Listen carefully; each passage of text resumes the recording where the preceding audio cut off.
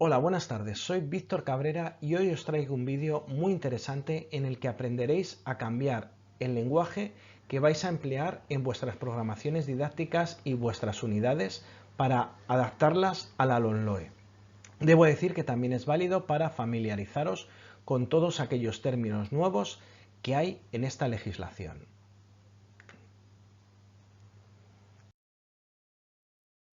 Recordar que el vídeo no es específico de bachillerato, aunque baso el vídeo en el Real Decreto 243 de 2022, por el que se establecen la ordenación y enseñanzas mínimas en bachillerato.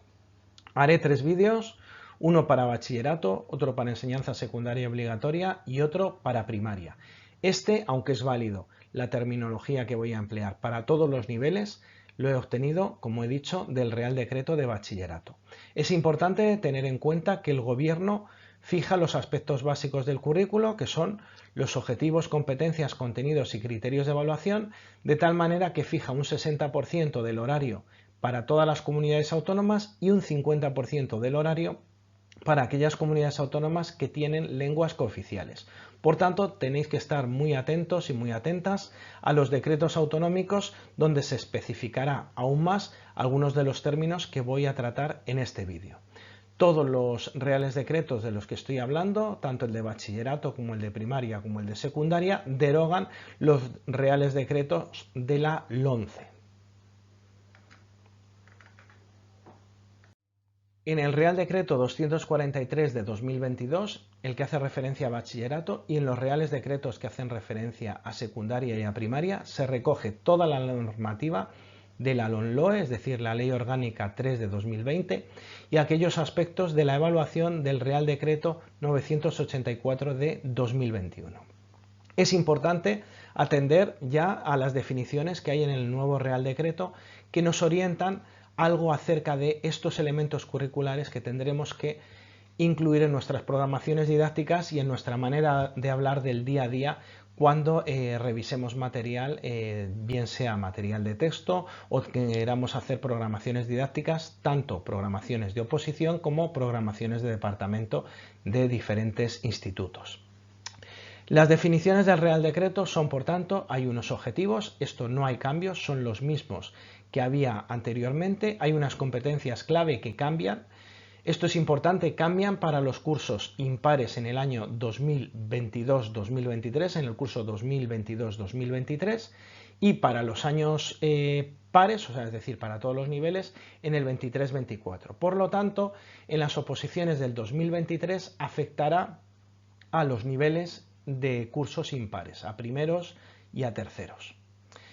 Las competencias específicas es una novedad, es cómo se trabajan las diferentes competencias clave de una manera concreta desde nuestra materia. Es algo que viene de cómo se evalúan las competencias PISA y os aconsejo que os quedéis hasta el final porque hago una relación entre las pruebas PISA que ha habido en determinadas especialidades, como por ejemplo matemáticas, en especialidades relacionadas con la evaluación de las ciencias y la de la lectura.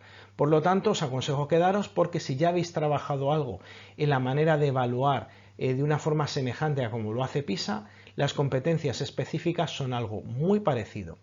Los criterios de evaluación varían un poquito porque al haber unos elementos curriculares algo diferentes, se varía un poquito la relación entre ellos y por lo tanto los criterios de evaluación evalúan de una forma algo diferente a como se evaluaba en la LOMCE. Por último, los saberes básicos es una de las cosas que más se ha hablado de ellas, son los contenidos de toda la vida, lo único que en la definición se incluye este término, saberes básicos, por lo tanto debemos incluirlo en las programaciones didácticas. Y por último, fuera de lo que son los elementos curriculares habituales, están las situaciones de aprendizaje. Esto en el artículo 2. En el artículo 4 tenemos los fines, de los que hablaré un poquito más adelante, y en el artículo 18 se define el currículo, es decir, el conjunto de objetivos, competencias, contenidos enunciados en forma de saberes básicos. Ahí lo dice, los contenidos se enuncian en forma de saberes básicos, por lo tanto son términos que son equivalentes, los métodos pedagógicos y los criterios de evaluación. Bueno, y seguimos con las definiciones en las cuales observaremos algunos términos que debéis cambiarlos para adaptar vuestras programaciones didácticas y la manera de referiros a los diferentes elementos curriculares y también algunos enfoques que cambian en la nueva legislación. Si recordamos la legislación anterior, teníamos unos criterios de evaluación que evaluaban el logro de los objetivos y la adquisición de las competencias. Bien, ahora cambia un poquito el enfoque. De alguna forma, como el criterio de evaluación antes, en la LOMCE, evaluaba ambas cosas, objetivos y competencias, no situaba los objetivos y las competencias en un mismo nivel dentro de ser esos elementos básicos del currículo. Sin embargo, si observamos la definición de objetivos actual, que aunque los objetivos siguen siendo los mismos, cambia su definición, son logros que se espera que el alumnado alcance al finalizar la etapa y su consecución está vinculada a la adquisición de las competencias clave. Por lo tanto, de alguna manera, el logro de los objetivos implica la adquisición de las competencias. Sitúa de alguna manera, de una forma subordinada a los objetivos respecto de las competencias clave, que tienen una relevancia algo mayor. Las competencias clave son los desempeños. Fijaros que la palabra desempeños aparece como algo novedoso, pues tenéis que irla incorporando. Desempeños imprescindibles para que el alumnado pueda progresar con garantías de éxito en su itinerario formativo y afrontar los principales retos y desafíos globales y locales. Bien, aparecen unas nuevas competencias definidas que son las competencias específicas. Desde mi punto de vista tiene un valor bastante importante. Un poco más adelante en el vídeo explicaré la relación que hay entre estas competencias específicas y si os habéis familiarizado en vuestras programaciones didácticas en la manera de evaluar a través de las pruebas PISA, encontraréis la relación que hay entre estas competencias específicas y las diferentes pruebas PISA que se han ido haciendo en los últimos años. Lo más importante de todo esto, y creo que es algo que os gustará, aunque en general hay muchos cambios que seguramente os estén despistando y no os terminen de convencer, a mí personalmente en lo de las competencias específicas me gusta, porque son unas orientaciones que nos permiten, desde estas competencias específicas propias de nuestra materia, cómo adquirir las competencias clave. Es decir, no tenemos que idear diferentes maneras de adquirir esas competencias claves, sino tenemos reflejada la manera desde nuestra materia de cómo contribuir a esa adquisición de las competencias clave. Las competencias específicas, por tanto, son desempeños que el alumnado debe poder desplegar en actividades o situaciones concretas, cuyo abordaje requiere los saberes básicos, es decir, los contenidos propios de cada materia, y por lo tanto estas competencias específicas nos van a venir redactadas de una manera que nos van a permitir esa conexión entre las competencias clave y esos saberes básicos o contenidos propios de nuestra materia. Y por último, estarán redactadas de una manera que nos permitirán evaluar dicho conjunto de conexiones. Creo que es algo positivo porque nos va a permitir desde nuestra propia materia, de una forma bastante sencilla, nos lo han facilitado en este aspecto, adquirir las competencias clave. Los criterios de evaluación pasan a ser los únicos referentes de evaluación, desaparecen los estándares, por lo tanto nos facilitan esa manera de evaluar y estos referentes lo que nos indica son los diferentes niveles de desempeño esperados. Esto del desempeño nos vamos a tener que acostumbrar y debe realizarse en determinadas situaciones o actividades a las que se refieren las competencias específicas. Como he dicho anteriormente, las competencias específicas detallan de una forma mucho más concreta desde el punto de vista de nuestra materia, de nuestra asignatura, cómo se va a adquirir las competencias clave. Por lo tanto, al final, estos criterios de evaluación lo que nos van a permitir es evaluar esas competencias específicas que nos conectan con los objetivos y con las competencias clave. Saberes básicos. La definición, ya hemos hablado de ellos, son conocimientos, destrezas y actitudes que constituyen los contenidos propios de una materia. Y ahora haré una pregunta de estas que me gusta que comentéis debajo en los comentarios del vídeo, y es ¿por qué desaparecen las habilidades? Antes se hablaba de habilidades y destrezas. ¿Qué diferencia hay entre habilidades y destrezas y por qué desaparecen las habilidades? Bueno, retomando lo que estaba diciendo, los saberes básicos son los conocimientos, destrezas y actitudes que constituyen los contenidos. Por lo tanto, eso tan antiguo que recordaréis de los contenidos, clasificarlos en 3 tipos, seguimos teniéndolo. Por tanto, aquellas personas que hayan ido adaptando las programaciones a diferentes legislaciones, seguimos en lo mismo. Conocimientos, destrezas y actitudes. Por favor, prohibido cualquier otro término que no sea contenidos, conocimientos, destrezas y actitudes y saberes básicos. No voy a decir el término, pero cualquier término que no sea uno de estos no se puede utilizar.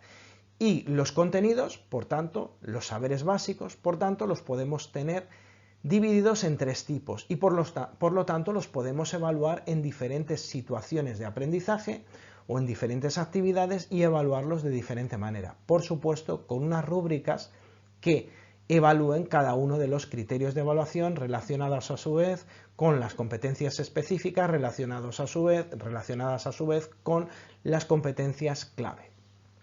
Por último, las situaciones de aprendizaje son situaciones y actividades que implican un despliegue de unas actuaciones asociadas a competencias clave. Bueno, básicamente lo que se hace es crear situaciones o crear actividades que nos permitan simular situaciones en las que se va a poder evaluar las competencias clave. Es decir, lo que decíamos anteriormente y lo que seguramente muchos de vosotros y vosotras habréis hecho, que es hacer unas actividades muy competenciales en las cuales se pueda evaluar diferentes aspectos, diferentes situaciones en las que se puedan medir, se puedan evaluar la adquisición de esas competencias clave. Ahora lo tendremos un poquito más fácil si cabe, gracias a la redacción de estas competencias específicas que nos van a permitir saber desde nuestra materia qué es lo que se pretende evaluar y por tanto qué situaciones y qué actividades podemos crear para conseguir evaluar esas competencias específicas y por lo tanto todo estará conectado con los saberes básicos, las competencias clave y ese logro de los objetivos. Bien, en el artículo 16 tenemos las nuevas competencias clave que serán válidas en cursos impares en el curso académico 2022-2023. Importante, en la legislación estatal aparecen unas siglas. Si por algún motivo en la legislación autonómica aparecieran otras siglas, ¿cuáles tenemos que utilizar? Las autonómicas, debido a que la concreción es la autonómica. Si no hay ninguna sigla, debemos utilizar las de la legislación estatal. No os inventéis siglas porque ya están determinadas en la legislación estatal. Este es otro de los consejos que doy siempre. Si hay unas siglas en la legislación, debemos utilizar esas siglas. De la misma manera que si las competencias son la A, la B, la C, la D, no podemos decir competencia 1, competencia 2, competencia 3. Debemos referenciar con la mayor exactitud posible las competencias. Voy a enumerarlas y luego mostraré en una tabla de esas que tanto os gustan la relación entre las competencias clave anteriores y las actuales. Es una tabla que no me he encontrado en ningún sitio de internet, seguramente empezará a aparecer porque es muy necesaria, ya que hay que hacer estas adaptaciones, pero bueno, espero que os sirva y que os guste. Estará en la próxima diapositiva. Ahora voy a enumerar. Tenemos la competencia en comunicación lingüística, CCL, la competencia plurilingüe, CP, la competencia matemática y competencia en ciencia, tecnología e ingeniería, STEM, competencia digital, CD, competencia personal, social y de aprender a aprender, CPSAA, competencia ciudadana, CC, competencia emprendedora, CE, competencia en conciencia y expresión culturales, CCEC.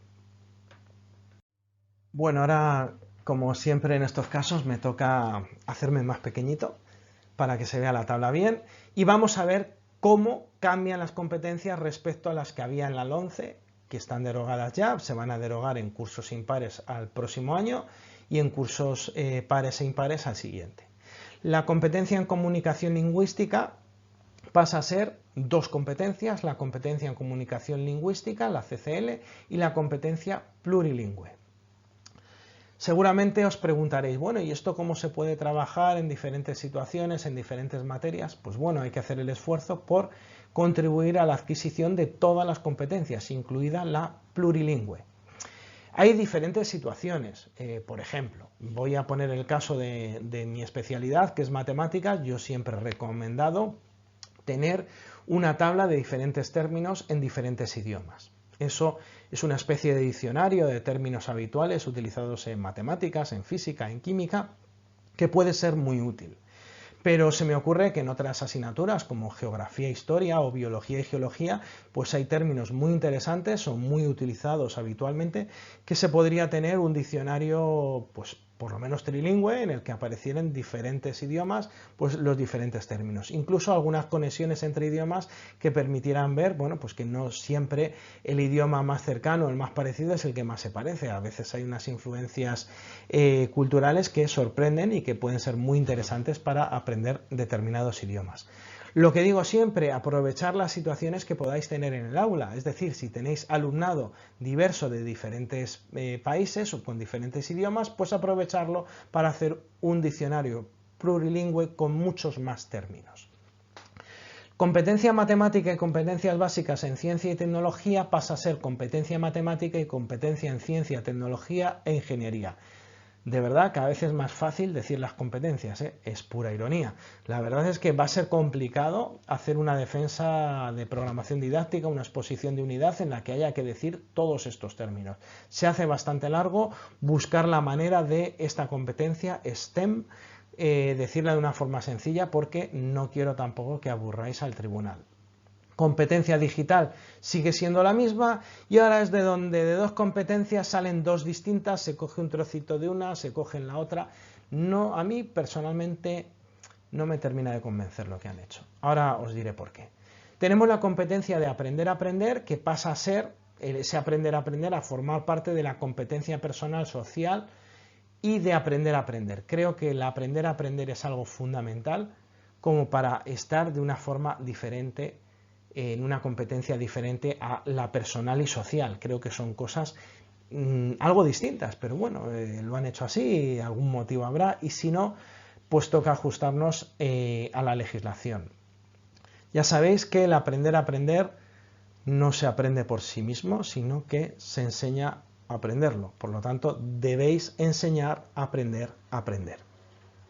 Las competencias sociales y cívicas, una parte de ellas se va a la competencia personal, social y de aprender a aprender, y la otra se va a la competencia ciudadana.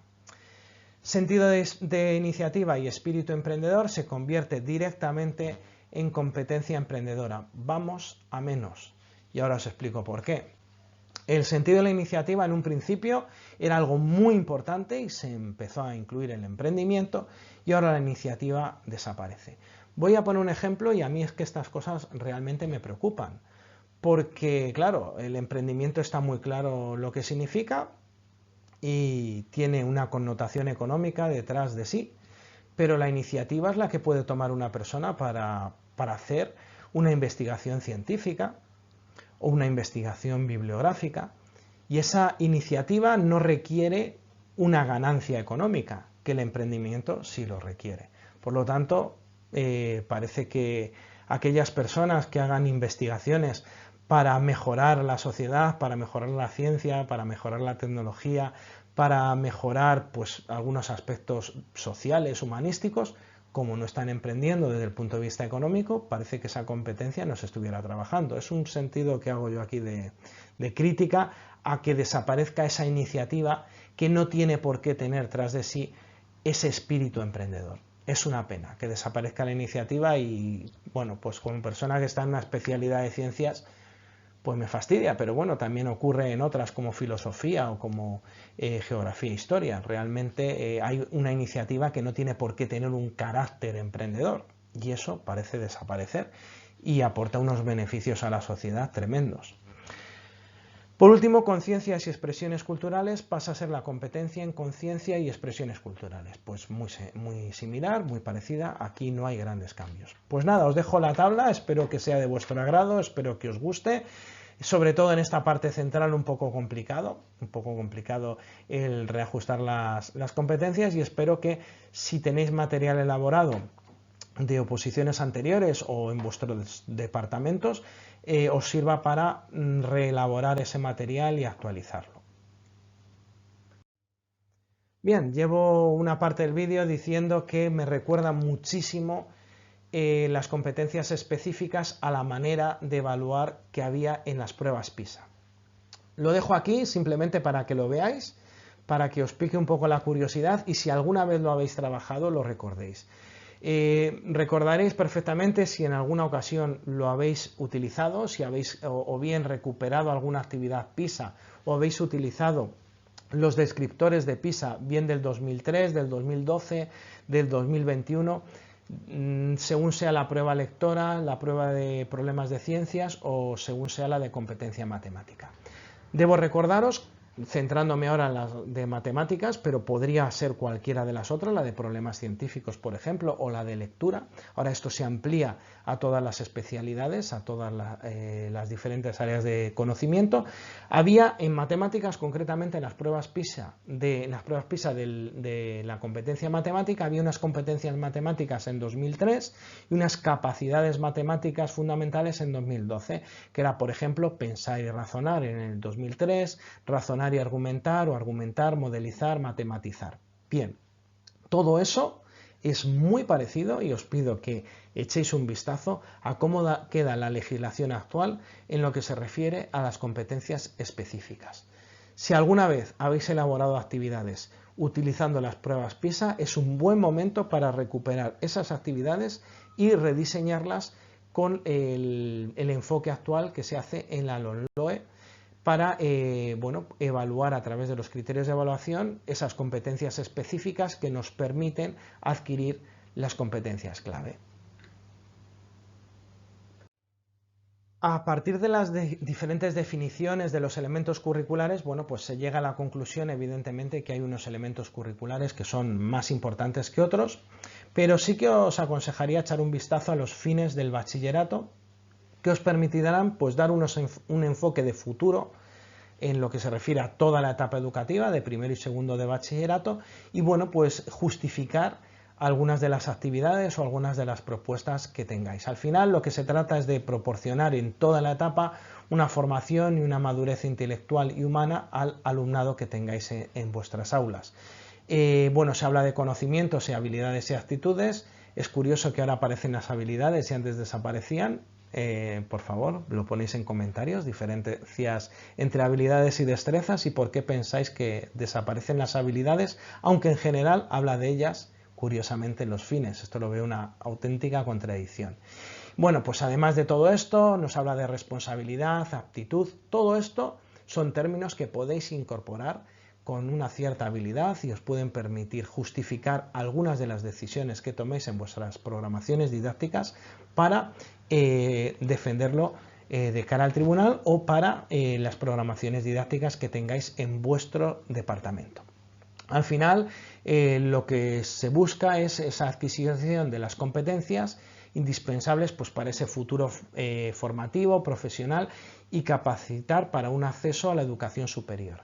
Ya que estamos fundamentalmente con el Real Decreto 243 de 2022 de bachillerato, animaos a que reconduzcáis algunas cosas. Por ejemplo, el bachillerato no solo sirve para ir a la universidad, también sirve para acceder a los ciclos formativos de grado superior, algo que está en los fines y que muchas veces olvidamos. De la misma manera que la enseñanza secundaria obligatoria también permite, además de acceder a bachillerato, acceder a ciclos formativos de grado medio.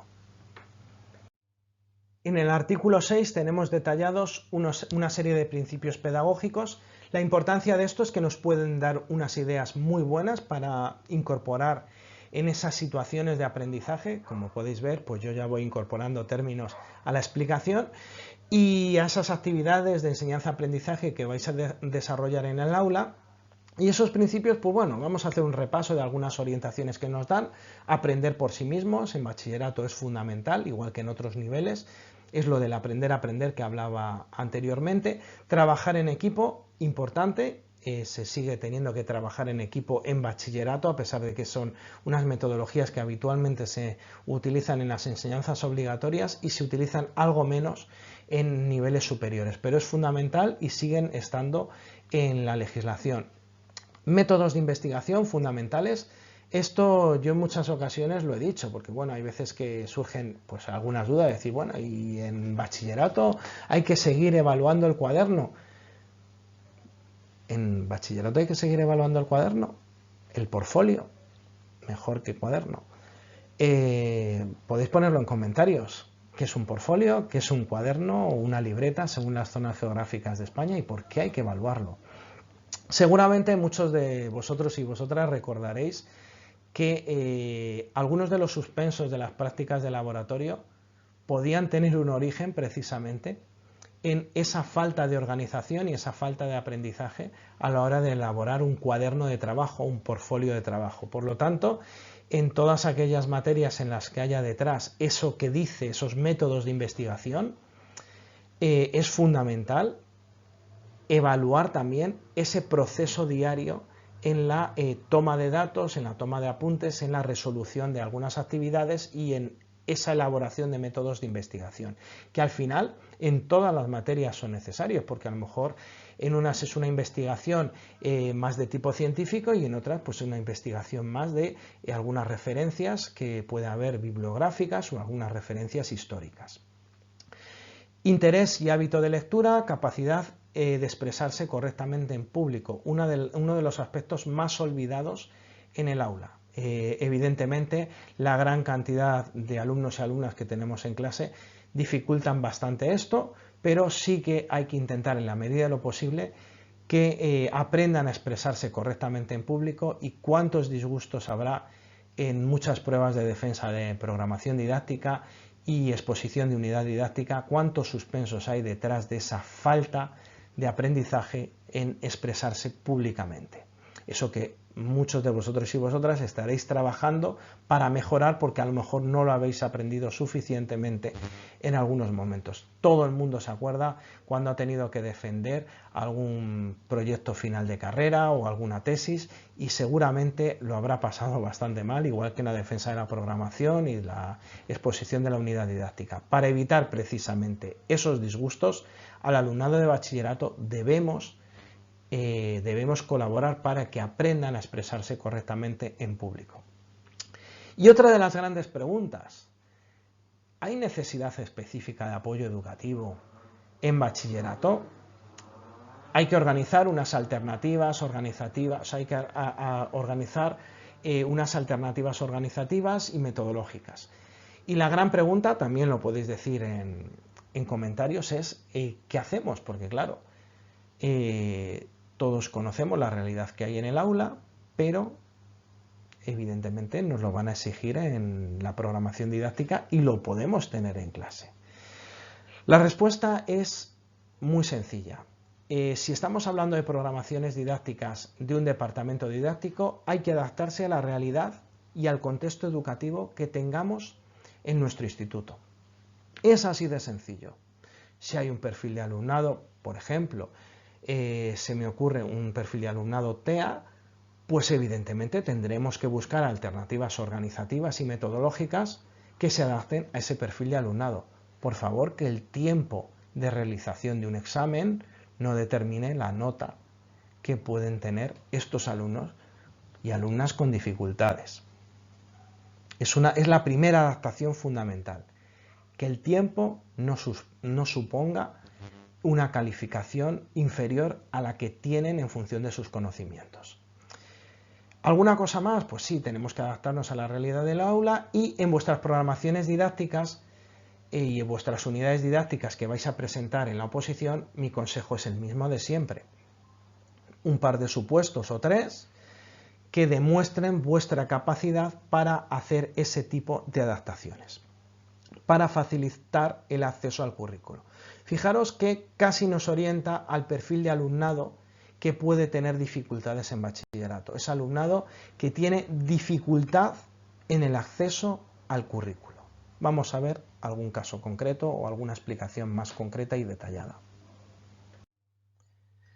En el artículo 25 nos habla de la atención a las diferencias individuales, que son las propias y características que va a haber en bachillerato. Como he dicho anteriormente en el inicio del vídeo, aunque el vídeo es válido para cualquier nivel y nos puede dar ideas para las diferentes etapas educativas, pues sí que es verdad que, por ejemplo, en este caso, en el artículo 25, concreta bastante o especifica bastante lo que nos podemos encontrar en bachillerato.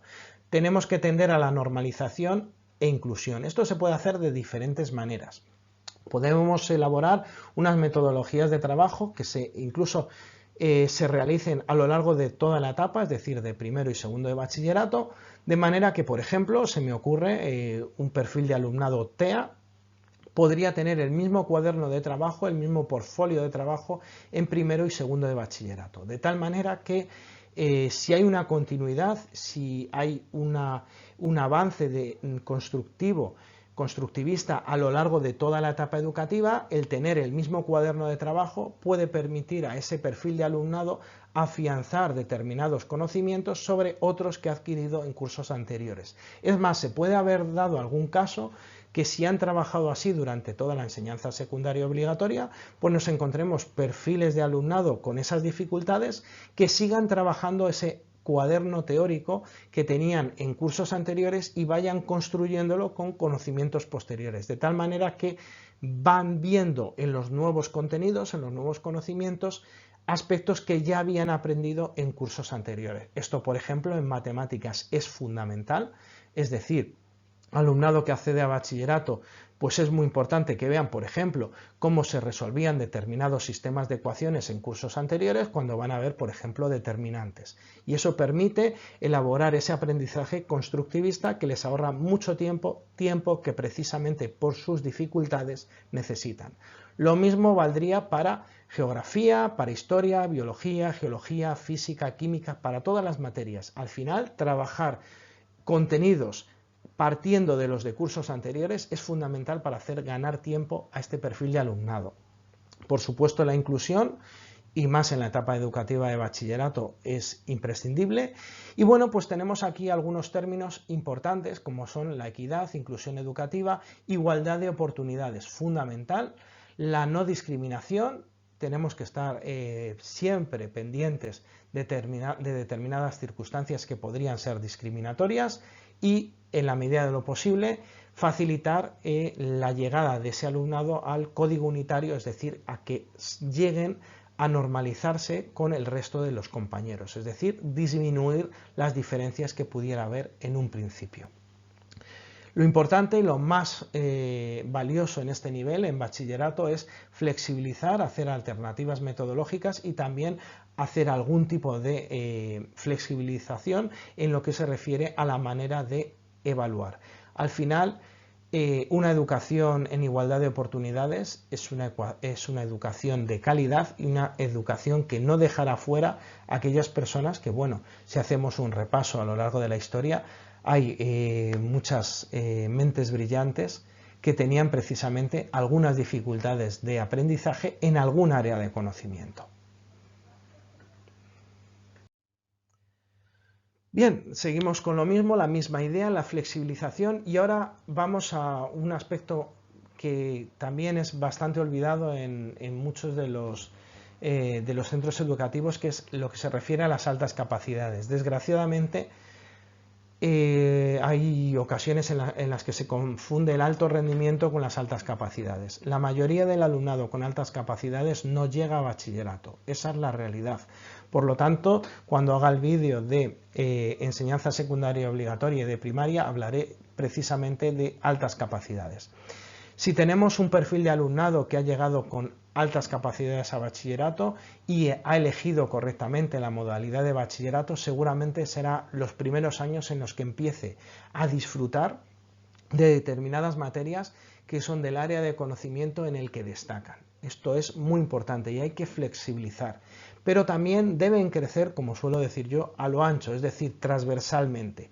Podemos aprovechar nuestra materia para que otras materias, otras áreas de conocimiento en las que tienen dificultades comiencen, gracias a esa motivación. Se me ocurre, imaginaos, pues un alumno, una alumna que sea muy bueno, que tenga unos conocimientos y una motivación muy grande hacia la biología, por poner un caso. Pues podemos aprovechar esa asignatura que empezará a motivar muchísimo para que se exprese más correctamente de forma oral o forma escrita. Esa motivación va a ser fundamental para que en esos primeros años que comienza por primera vez a desarrollar, a estudiar materias que son cercanas a sus altas capacidades, pues ahí empiece a transversalmente mejorar en otras áreas de conocimiento. También importante, nos habla de la incorporación de las lenguas de signos en toda la etapa educativa de bachillerato en determinados centros educativos. Ya hice un vídeo acerca de la nueva ordenación del bachillerato que tiene 4 modalidades, que es artes, ciencia y tecnología, humanidades y ciencias sociales, y la gran novedad que es el bachillerato general. En aquel vídeo hice una cierta crítica al bachillerato general, en tanto en cuanto entiendo que el bachillerato general se ha planteado como una solución a la falta de formación profesional en nuestro país. Es decir, la respuesta a no tener suficientes plazas de formación profesional ha sido crear este bachillerato general, que además en determinadas comunidades autónomas no arrancará en el 2022-2023, sino en el curso siguiente. Debéis estar muy pendientes a ver si en vuestra comunidad autónoma al curso que viene se inicia el bachillerato general, que además se autorizará en determinados centros educativos, y que yo, si tuviera que empezar de nuevo para hacer esa oposición eliminatoria en el caso de las personas que no tengan prácticamente méritos, o esa no eliminatoria alguna unidad, yo haría una programación didáctica si en mi comunidad autónoma existe. En la Comunidad Valenciana no va a haber en el 2022 o 2023, pero en aquellas comunidades autónomas donde sí que se inicie el bachillerato general, yo haría una programación didáctica de mi materia, cómo estaría en esa nueva ordenación de ese bachillerato general. Porque es una manera de decir al tribunal, estén atentos que yo lo que estoy haciendo es totalmente nuevo. Hasta ahora no se ha hecho, es una programación totalmente nueva. Y hay veces que es bueno y es positivo hacer las cosas así para forzarte de alguna forma a hacer algo novedoso, algo diferente a lo que llevabas haciendo en los últimos años. La importancia de la modalidad general es que incorpora itinerarios formativos diversos donde se pueden optar con materias diferentes de diferentes modalidades. Recordar que se implantará estos cambios para primero de bachillerato en el curso 2022-2023 y para segundo de bachillerato en el curso 2023-2024. Bien, no os vayáis porque todavía no he dicho las cosas más importantes, que es la conclusión de este vídeo. Al final lo que es importante, lo que realmente importa, es que vayáis incorporando a vuestra forma de expresaros estos términos nuevos de la legislación. Bien porque vayáis a presentaros a unas oposiciones, o bien porque, bueno, pues a lo mejor en breve podéis ser jefes o jefas de departamento y os toque redactar las programaciones conforme a la LOMLOE. Sea como sea, lo más importante es que vayáis incorporando estos términos a vuestra manera de hablar. Es decir, por ejemplo, por poner un caso, no digáis conceptos ya nunca más. Hablar de contenidos, saberes básicos, empezar a decir saberes básicos, hablar de conocimientos, hablar de actitudes, hablar de destrezas. Vais incorporando todo eso a situaciones de aprendizaje, como hemos visto anteriormente, y empezáis a revisar esas competencias específicas que están en vuestra legislación y que seguramente yo os aconsejo, si queréis empezar por algo que sea medianamente motivador, empezar por las competencias específicas. Empezad por eso, que os va a gustar muchísimo, ya que es una manera de centrar esa adquisición de las competencias clave en vuestra área de conocimiento. La frase que voy a incluir hoy no es exactamente una frase, sino es una carta al director que os aconsejo, si tenéis posibilidad de ver. Está en internet, es de unas cartas al director del País, que habla de los eufemismos, unos eufemismos que en ese momento se referían a algo, espero que os dé la curiosidad, que os puede servir para utilizar a lo mejor en vuestras programaciones didácticas. No sirve de nada maquillar una realidad y tal y como afirmó en su día Joseph Wood Kurt o algo así, Porque es interesante que en la referencia esta que hace en las cartas al director mejora la cita del propio autor. Cualquier eufemismo deja de ser un eufemismo después de un tiempo y acaba mostrándose su verdadero significado. Es un juego perdido, pero seguimos intentándolo. Y vaya si seguimos. Bueno, pues en cuanto se desvele el significado de todos estos palabras que ha sacado la nueva legislación LOMLOE, no os preocupéis que tendremos otra ley nueva. Un saludo, estamos en contacto, ya sabéis, si os ha gustado el vídeo podéis dar al like, al me gusta, y si no estáis suscritos o suscritas, por favor, suscribiros para no perderos ninguno de los vídeos que vaya sacando. Un saludo y estamos en contacto.